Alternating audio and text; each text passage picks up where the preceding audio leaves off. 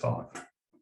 So our talk today will be delivered by Dr. Bryan from the Department of Political Studies here at the University of Manitoba. Dr. Peeler's talk is entitled Reciprocity and Preserving the Liberal International Order. This is research that builds on his book that was recently published by Cambridge University Press. I know we're all really concerned about what's happening in Ukraine right now.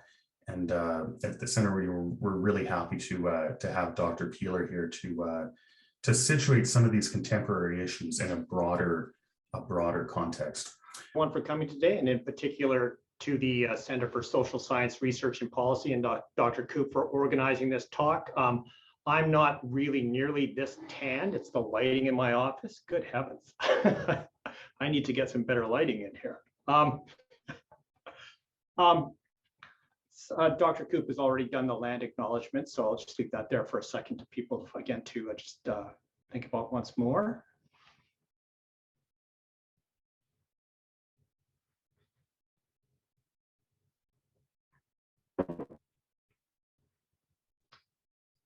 Okay, this is obviously a very important moment for those of us researching and teaching in the issue area of international relations. And the title I chose for this talk, Reciprocity and Preserving the Liberal International Order, was for a particular reason.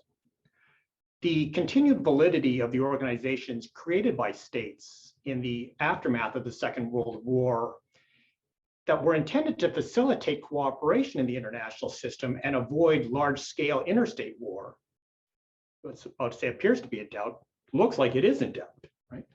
Now, this is a liberal international order because it's based on a certain set of ideals: the rule of law, democratic forms of government, cooperative security, and open markets. Institutions such as the United Nations, the World Trade Organization, and the European Union, for example, organizations that have led to peace and prosperity, at least in the West, are now seen by many in those countries that have benefited the most from this order as undermining their sovereignty. Now, criticism of this type of order, liberal international order, is nothing new.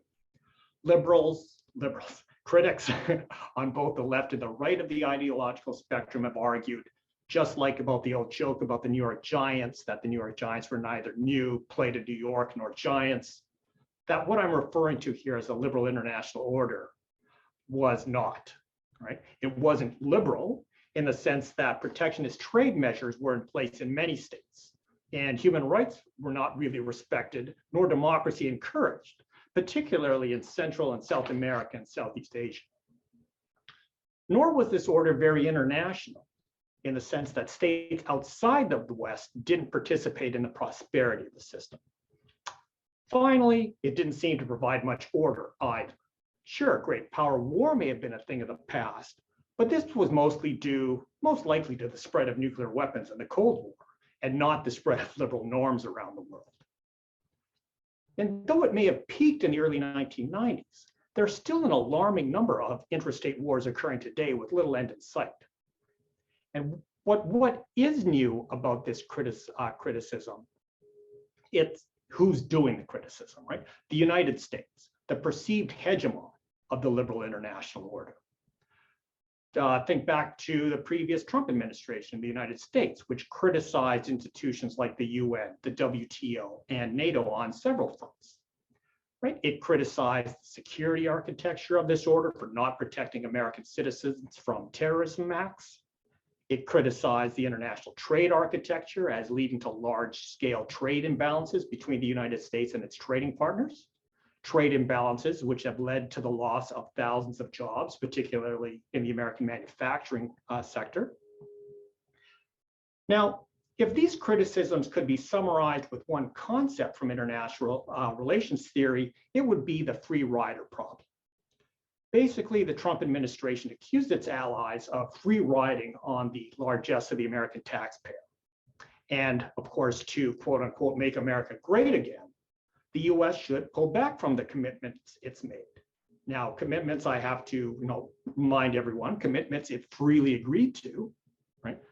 Commitments to international institutions, it should what it should do is reassert its sovereignty and act only in its national self-interest. Now, the reason I think this is an important moment for those of us who are researching and teaching in the area of international relations is that we're now living through a real-time test of this international order. Now, ultimately, I think the test is going to show that the existing liberal international order is going to survive, and we'll come back to this issue towards the end of the presentation. For now, what I want to do is walk you through the argument from the book, The Persistence of Reciprocity in International Humanitarian Law, where I explore one aspect of this liberal international order, in particular the Geneva Conventions, and the ongoing role of reciprocity in the compliance decisions states make with respect to their Geneva Convention responsibilities. Sorry, just a moment. The essential argument of the book is that despite attempts at humanizing international humanitarian law, what I'll refer to as IHL, states have maintained an expectation of reciprocity, both in the text of the law itself and their practice regarding the law. Now, I use Robert Cohen's definition of reciprocity as the starting point for my discussion of IHL obligations. And based on the concepts of equivalence and contingency in Cohen's definition, he distinguishes between two types of reciprocity, specific and diffuse reciprocity. Now, I'll focus on specific reciprocity for the moment. The simplest way to think of specific reciprocity is a kind of sequential quid pro quo, right? In the international relations literature, neoliberal institutionalism relies on this type of reciprocity in the familiar tit-for-tat strategy to solve iterated prisoners' dilemmas. Now, when thought of in terms of tit-for-tat, it's natural to focus on belligerent reprisals as the main form of reciprocity that takes place in armed conflict. If your opponent violates the law, you punish them with a reciprocal violation in an attempt to make them see the long-term benefits of compliance with the law. Now, the methodology chosen for this study was a comparison of structured qualitative cases of different instances of Geneva Convention 3 compliance behavior. So the first thing I did was, in the book, in my research, I looked at the negotiations that took place at the diplomatic conferences of 1949 and the 1974 through 77 negotiations. And these conferences were the conferences that led to the Geneva Conventions of 1949 and the protocols additional to the Geneva Conventions that came out in 1977. The second and third cases involved a cross-case comparison of US prisoner of war, POW policy, both in the war in Vietnam and the war on terror. And the case study methodology obviously has the advantage of allowing for process tracing within each case. And what process tracing involves is an examination of archival documents, interview transcripts, and other sources to determine whether the causal processes of a theory that are hypothesized to do the explanation, right? Whether or not that theory is in fact evident in the intervening variables in the cases. Now, this sort of methodology is a useful approach to testing a theory where a small number of cases are addressed in a comprehensive manner. The book focuses on the treatment of POWs because I believe that POW treatment represents a hard case for the role of reciprocity in IHL. Defenders of what I'm going to refer to as the humanization of humanitarian law thesis cite the Geneva Convention relative to the treatment of prisoners of war, the first one in 1929, as the first Geneva Convention to outlaw reciprocity. Article 82 of the convention states that the provisions of the present convention shall be respected by the high contracting parties in all circumstances. Now, in addition to the requirement of Geneva Convention 3, actually what I should say is the requirements of Geneva Convention 3, in addition, represent norms that are embedded in both US domestic law and its military culture. So if the cases that I'm looking at demonstrate that reciprocity continues to play an important role in the application of GC3 and US policymakers' decisions regarding the treatment of detainees, Then there is support for my argument about the continued important role played by an expectation of reciprocity in compliance with international humanitarian law. Now, I did select these cases for several reasons, these three cases here. First, the diplomatic conferences that updated the Geneva Conventions of 1949 and the additional protocols of 1977, these conferences represent the most significant advance in international law for the humanitarian protection of victims of war. All states have ratified the Geneva Conventions, and the conventions themselves are synonymous in the minds of the public with international humanitarian law. The text of the Geneva Conventions and the practice of the high contracting parties to the agreements suggest that reciprocity is not a factor when states decide whether to apply the conventions to international armed conflicts. Second, the Vietnam War and the War on Terror provide an interesting contrast to each other with respect to United States application of Geneva Convention 3 protections to non-parties to the agreement. Keep in mind that in both of these cases, in Vietnam and the War on Terror, the US faced an opponent with no intention of complying with their IHL obligations. Right? When faced with such a situation, proponents of the humanization of humanitarian law thesis suggest that the signatory to the Geneva Conventions still have a legal obligation to apply POW status to all detainees. Traditional neoliberal-based theories of compliance with international law suggest that the US is going to defect from implementing its Geneva Convention 3 protection obligations for detainees in both of these cases. However, what we see was, in the case of the Vietnam War, the US applied POW status to Viet Cong prisoners, while in the case of the War on Terror, it denied POW status to Al-Qaeda and Taliban prisoners. Now, this has been taken to suggest a change in policy about how the US understood its obligations to comply with international law with respect to perennial defectors, right? Groups that have no intention of complying with their international law obligations. Lastly, the US is obviously a hard case for the continued role of reciprocity in the role of reciprocity in how states frame debates about compliance with IHL obligations. Humane treatment of POWs has informed US military practice since the Revolutionary War. Right?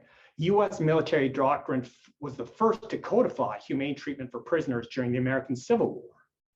And in addition, US politicians have routinely likened the idea of humane treatment of individuals in times of war with United States identity. Lastly, the US has had much relevant experience with international humanitarian law throughout the 20th and 21st centuries, and can be seen in the number of armed conflicts in which it's been involved, and the extensive participation in the creation of international humanitarian law treaties. Oh, sorry, I skipped over that entire slide. That's why these are, sorry about that. These are, so again, the 4 reasons why looking at these cases are supposed to be hard cases for my theory of international law compliance.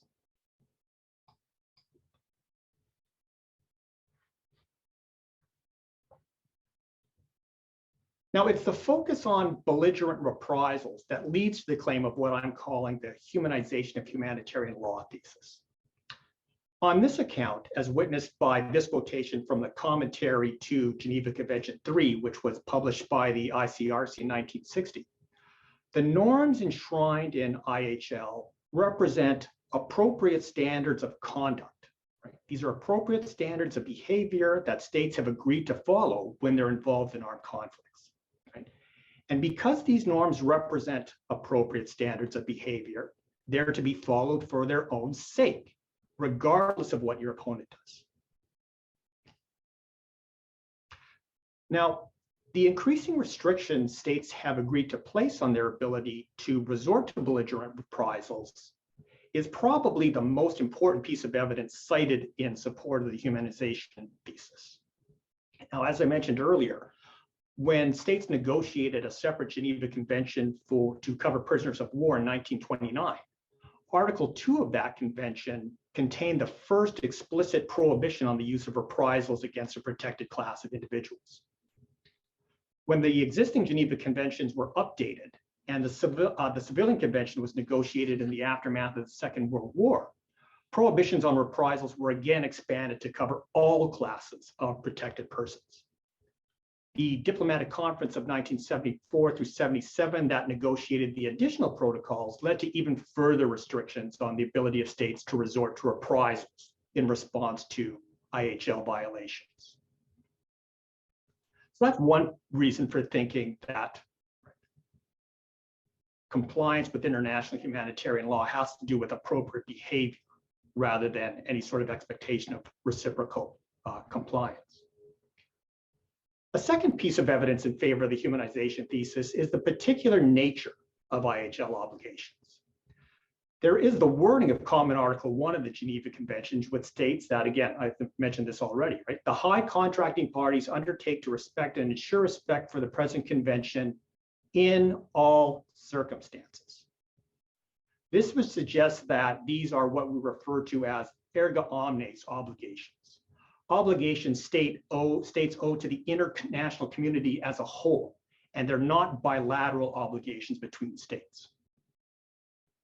And there's also the International Court of Justice's 1996 advisory opinion on the legality of the threat or use of nuclear weapons, which cited the extensive codification of IHL rules and the nearly universal ascension of all states to all IHL treaties as thinking that these obligations were erga omnes obligations. In fact, in the advisory opinion, the ICJ also cited the fact that no state has ever used a denunciation clause in any IHL treaty as evidence that these rules have the status of what we refer to as jus cogens, right? As such, these principles of law are principles that no derogation is ever permitted from. And lastly, the existence of universal jurisdiction over crimes against peace, war crimes, and crimes against humanity is also cited as evidence for the humanization of humanitarian law thesis. Both the Nuremberg and Tokyo war crimes tribunals established that certain IHL violations give rise to individual criminal responsibility. The grave breaches provisions of all 4 Geneva Conventions require signatories to bring alleged war criminals, regardless of their nationality, before their domestic courts and try them for alleged war crimes.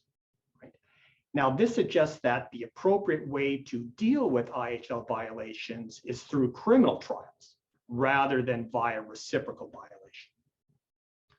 So taken together, the rollback of belligerent reprisals, the nature of IHL obligations and norms, and the principle of universal jurisdiction all suggest that, to some, that reciprocity has been removed from IHL. Now, I don't want to take issue with the normative claim of the humanization thesis that states should comply with their IHL obligations out of respect for the norms enshrined in the law. However, I do want to take issue with the descriptive claim that the law itself and state practice suggest that states have agreed to comply with IHL regardless of the actions of their opponents. And this brings me to the sort of the core argument of the thesis of the book about maintaining an expectation of reciprocity in international humanitarian law.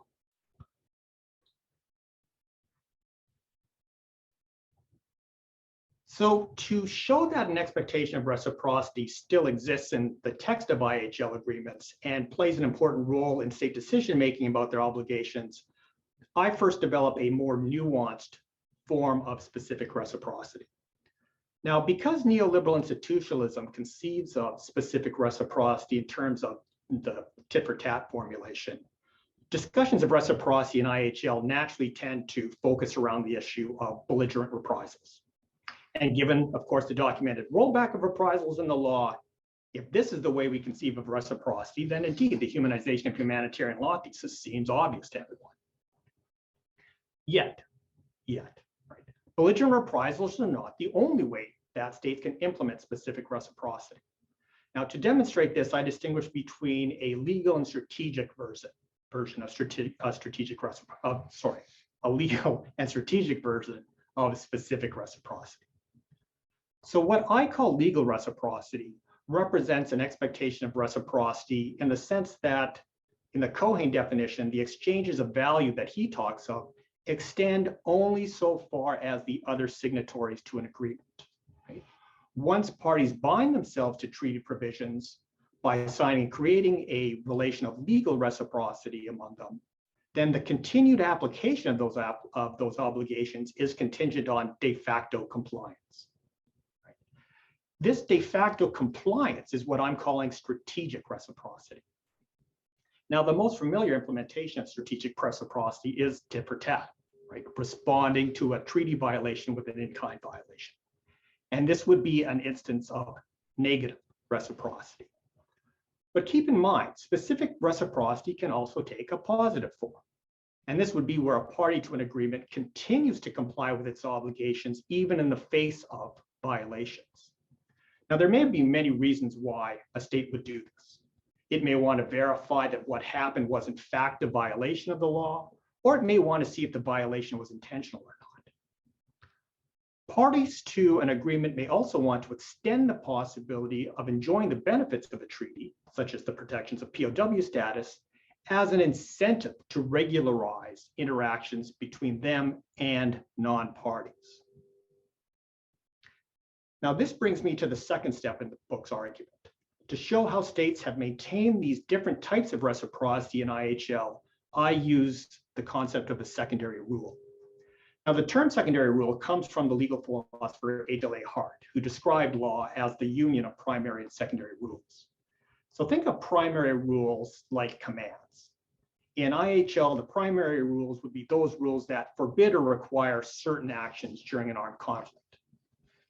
On the other hand, secondary rules concern how the primary rules apply to particular cases. Sort of to use Hart's famous phrase, these secondary rules are rules about rules, right? And if we understand reciprocity as a secondary rule, which tells us when the primary rules of IHL are to be applied, then instances of specific reciprocity within the law become more obvious. I'm getting ahead of myself here. And the final step in the book's argument has to do with the actor setting of domestic decision-making. Now, standard neoliberal institutionalism assumes that the state is a unitary actor. But when we look at the actual process of state decision-making, we see that this is obviously not the case. And in the book, I argue that it's the multi-actor setting in which state decision-making takes place that tends to obscure the fact that debates about IHL obligations tend to be just as much about which type of reciprocity, legal, strategic, or negative, positive, to apply, as they are about whether or not to apply the law completely. So that's the core argument of the book. So let me apply this to the cases here.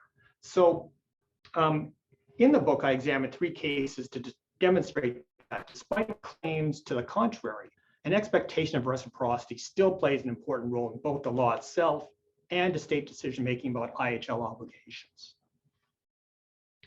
Now, in the first case study, I identified several secondary rules implementing reciprocity with IHL. I look at the application clauses, which preserve both legal and strategic reciprocity.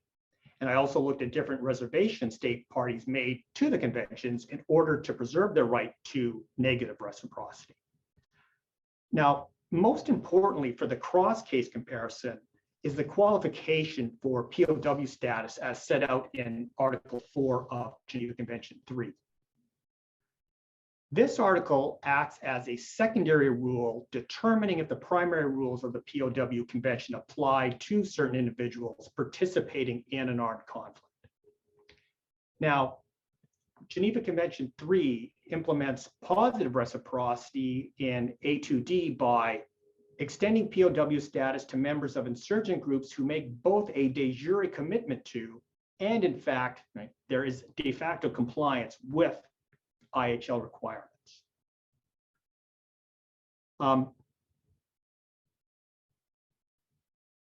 And it implements legal reciprocity in Section A1 by ensuring that only the forces of a state which is a high contracting party to convention receive the protections associated with POW status. Now, it's the secondary rule about insurgent groups that plays particular importance in the book because it helps to explain the puzzle regarding US policy towards POW status of such groups. There's the historical, there's what Geneva Convention 3, Article 4 looks like. Again, this is the definition of who gets POW status in an armed conflict. And as I said, A1 there talks about states, but 2D is used to states. They can use that to apply insurgent POW status to insurgent groups. Now, the Vietnam War and the War on Terror cases are interesting for a theory that emphasizes the continued role of reciprocity in IHL, because in both cases, the US was faced with an adversary that had no intention of complying with its IHL obligations in general, nor of applying POW protections to captured US service personnel. So standard neoliberal institutionalist theory predicts that the US is going to deny POW status in both cases, while the Humanization thesis predicts that the US will apply POW status in both cases. But this is obviously not what we saw. Right? What we see is that in Vietnam, the US did apply POW status to Viet Cong detainees, while in the War on Terror, it denied POW status to Al-Qaeda and Taliban detainees. Now, of course, one possible explanation for this variation is that the humanization of humanitarian law thesis is correct and just that the Bush administration deliberately broke the law. Yet, as I argue, what really accounts for this variation is the particular circumstances of the armed conflicts. Okay? The number of US personnel held by opponents and their vulnerability to being captured played an important role in how the US would interpret the secondary rule about POW status in Article 4 of Geneva Convention 3. So in the case of Vietnam, what we see is a policy of positive reciprocity, and in the War on Terror, a policy of negative reciprocity. Right?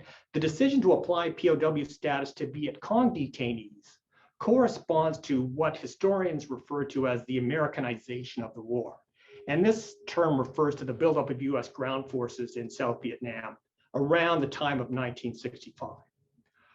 By the end of 1965, there had been an almost tenfold increase in the amount of US ground troops in Vietnam, from about 25,000 in late 1964 to well over 200,000 by the end of 1965. And it's with the increased number of US ground troops in Vietnam, right? With this increased number of ground troops came a corresponding increase in the number of US persons held by the North and Viet Cong.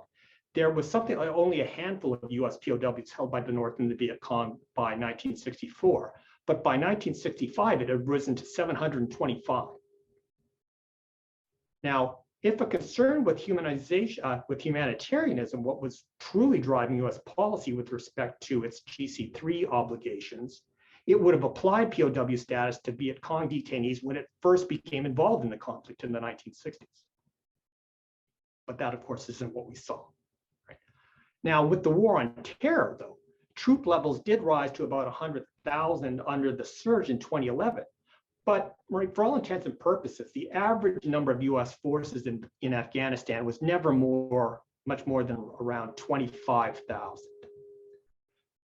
So the claim here is that since there was little expectation that significant numbers of these troops would be taken prisoner by the enemy, already existing splits between policymakers in the Bush administration and their preferences for different types of reciprocity came to the fore. And that's why we didn't see POW status awarded to Al-Qaeda and Taliban detainees in the War on Terror. So some takeaways from this study. First, I think the book takes a body of theory which many thought was no longer relevant to discussions of international humanitarian law, right? Reciprocity, and shows how it still plays a role in the law itself and in state practice. Second, it shows that the humanization thesis can only be pushed so far. a concept of IHL obligation found entirely in a logic of appropriateness is unreasonable. Right? States are always going to expect or insist on some level of reciprocal treatment in the area, in an important issue area, such as armed conflict. And lastly, I think as the history of IHL shows, as insurgent groups become able to inflict increased costs on state militaries, this is when we have seen the extension of POW status to such groups. So that's sort of what I wrote about in the book. And like I said, thanks for coming. Thanks very much for coming to the presentation today. And we can take the question and answer period, talk about how this may apply to what we're seeing in Ukraine at the moment.